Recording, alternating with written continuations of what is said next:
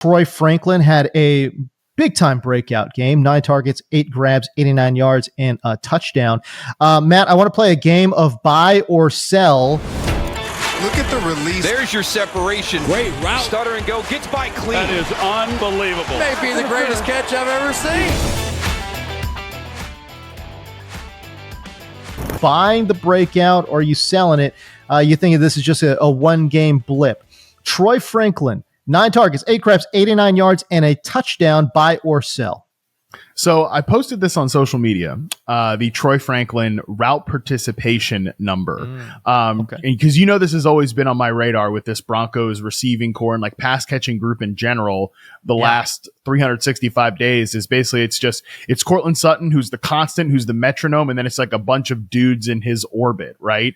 And to put a finer point on that, Troy Franklin ran a route on 87.5% of the Denver Broncos dropbacks in week 2, which is actually a team high. Wow. It was more than Cortland Sutton. But not only that, that is just the 4th time since week 1 of the 2021 NFL season that a non-Cortland Sutton Broncos pass catcher has cleared 80%. It was Josh Reynolds in week 1 of last year at 83.7%. It was Lil Jordan Humphrey, remember him, week 4 of 2024 at 80.8%. And then current Saints wide receiver Devon Vele in week 10 of last year. That's it. That's the only time anybody ever, and I'm not just talking wide receivers, I'm talking tight ends, I'm talking running backs. Wow. Has run a route on over 80% of Bo Nix's dropbacks in the last 2 years. So I think it's kind of like hard to say. I had people saying like, what does that mean for him? Like, does it? And I'm like, it might mean something and it might not, because just based on the history of the lists I ran out there, it's like none of those guys had staying power. Josh Reynolds was literally cut from the team. Lil Jordan Humphrey is not on the roster, and his role diminished over the course of the season. And Devon Vele, obviously, it was just this one game, and then he was traded in the offseason to get more playing time, fairly enough, to guys like Troy Franklin and Pat Bryant, who also made a couple of nice plays in week number 2 against the Indianapolis Colts defense. Now, Colts had issues in their secondary. That obviously boosted up some of the production here, but I went back and charted this Troy Franklin game, and I thought it was pretty interesting. Like, I'm kind of willing to, when we're talking about like buying, what is the price? Am I willing to buy it at like full-fledged, I'm paying sticker price, like I want to buy this? I don't know, but I'm willing to like try to tepidly maybe buy into this Troy Franklin breakout for, there you go. I'm dabbling in buying the Troy Franklin week 2 breakout. And I think the reason for that is that he really brings a very different dimension than a guy like Cortland Sutton, or certainly even a guy like Marvin Mims, who, remember when the Marvin Mims truthers wouldn't let you forget that he was running a route on all the dropbacks in preseason? Well, that has absolutely not held through the first 2 weeks of the NFL season. Right. But so Troy Franklin in the game, in my charting, he lined up in the slot on 58% of his snaps. He was off the line of scrimmage on 68%. And I thought he had several really impressive wins against man and press coverage. 75% success rate versus man, 82.4% against zone. Obviously, Colts were dealing with injuries at the cornerback position. That was part of it, but this is still a good defense that, in my opinion, is going to be a good defense this year that Lou Anarumo runs really well on the back end specifically, has veteran players like Cam Bynum who communicate really well. And the other thing that I thought was notable about this game is that my biggest criticism of Troy Franklin as a prospect, and I had him rated higher than where he went. I had him as like a day 2 wide receiver. He goes at the 4th round. So a little bit, I was kind of mixed on him. There were some people that were big time Troy Franklin bros. I was kind of in the middle, because he had 2 clear weaknesses. One was with his hands. He had issues like consistently winning the ball at the catch point. The other is that he just didn't really work going over the middle of the field as a boundary receiver.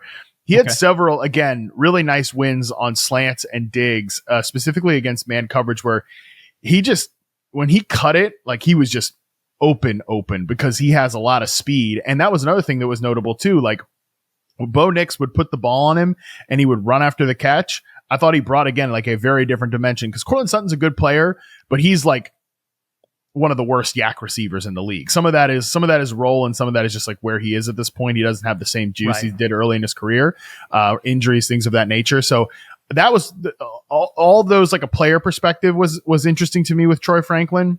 But the biggest thing to me is that I think he brings a different dimension to this wide receiver room than some of the other kind of like bigger lumbering players here. Okay, so if we can go back to my alignment bro roots here and talk about the alignment for Troy Franklin, we can't talk about breakouts, talk about alignment here, brother. Last year, Troy Franklin played outside at about 70% of his snaps. This year, that has reduced drastically down to sub 40%. So he's playing about 60% in the slot this year, whereas last year he was 70% outside. If we're talking about another wide receiver to play opposite of Courtland Sutton, who we know is going to play almost exclusively outside, Troy Franklin, it seems as if they are, shoehorning him into that inside wide receiver position. And Matt, I go back to what Sean Payton has done previously, many times with New Orleans too. He loves utilizing a speed slot guy. Now, I don't know. I don't think Troy Franklin totally fits that bill, but I mean, we know Sean Payton has schemed up dudes on the inside before. And shoot, if he's going to be playing 65% of his snaps as a slot receiver, that is something to get really, really excited about. I agree with you, and it's a big change from his collegiate deployment too. Just looking back at his prospect profile from the 2024 class, he was basically like an outside X receiver, 85.2% snaps outside, on the line for 79.9%, and that I think contributed to some of the issues that, and like, this is a skinny dude. Like he's about like 6'2" and under 190 pounds, at least his listed weight. Back in college, he was even lighter when he measured at the combine and somehow still ran slower than expected. But the play speed I thought was really impressive in week 2. So I don't really care about that 40 time at this point, but like he did have issues as that boundary receiver running over the middle of the field, because I think he just doesn't have like the size and physicality to like, to shield defenders, to win with body positioning, which is what Courtland Sutton, by the way, is so good at doing. He's really good at like having a guy in his hip pocket and winning at the catch point, like subtle manipulation of leverage. That's what it kind of takes to be that over the middle X receiver. We're going to talk about another second year wide receiver who's really struggling with doing some of that right now later on in the show. He plays down there in Jacksonville. But for Troy Franklin, you can kind of reduce some of those more combative opportunities by lining him up on the inside. And I think he's responded really well to that. Then he gets matched up with some like linebackers and nickel corners that he's just going to be absolutely faster than. So like I said, his ability to really pull away from coverage was notable to me in week 2. Also, he had 4 screens in this game. Bo Nix last year was, I believe he was 4th in the NFL in yards on screens overall, like not just wide receiver screens, running backs, tight ends, all the whole deal. Like that's what Sean Payton wants in his offense. He wants a guy that's going to be keeping the offense on schedule. And like I said, they don't have that dimension with Courtland Sutton. Pat Bryant, if he emerges, is not going to be that guy. Marvin Mims is that guy, but he's also not a traditional wide receiver. So it does feel like what Troy Franklin can bring to the table here, there is an opening for it. So certainly a guy that, there was some positive buzz about in the offseason. They were like coming out of Denver camp, like, Sean Payton said he's made the leap. Sean Payton's obviously not a reliable narrator, and he is obviously a guy who loves these rotations. And will totally be willing to admit that we might come out here in week 3 and get the rug pulled right from out of us. And, some former Saints receiver is like the number 2 or whatever. Or it's just, we're back to the rotation nonsense. But if I'm Sean Payton, I'm seeing what Troy Franklin did and I'm thinking, that guy that had a good camp for me, starting to put it together on the field.